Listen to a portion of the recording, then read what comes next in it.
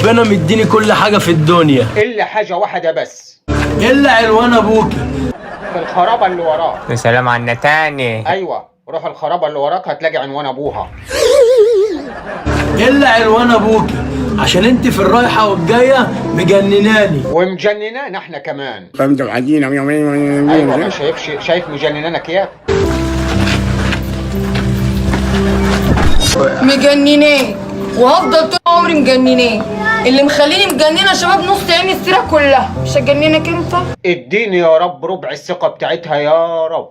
يا رب. امال ايه؟ شايفين يا جماعه، اهم حاجه في الانثى الثقه.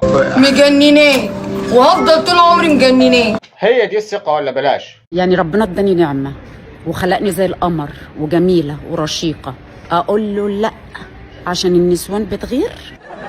كمل. اللي مخليني مجننه شباب نص عيني السيره كلها. مش هتجننك انت؟ أنا ماليش دعوة بحد، أنا ليا دعوة بنفسي، وأنتي نفسي. يا سلام على الرومانسيه. ايوه يا جماعه، الرومانسيه اتغيرت عن زمان. زمان كان اللي يحب واحده يقول لها احبك عمود فيكي، لكن دلوقتي يقول لها انا ماليش دعوه غير بنفسي. وأنتي نفسي. بالظبط. أنتي نفسي، وأنتي وخيالك بقى. نفسك مين يا ابو نفسك؟ هو انت الطول تناسبنا ولا تعرفنا اصلا؟ برضه جريئه يا جماعه البنت، امال ايه؟ انت ما تعرفش انا بنت مين؟ ده انا بنت حاحة. يا حاحة مالك يا بنتي؟ هو ده حاحه؟ يا حاحة. طب يا جماعه هنشوف مع بعض رد فعل عمكم حاحه. خلي بالك المره دي هعديها لك، المره الجايه مش هعديها لك واحرقك بالعرب اللي فيها. شكلك كده انت ما تعرفنيش.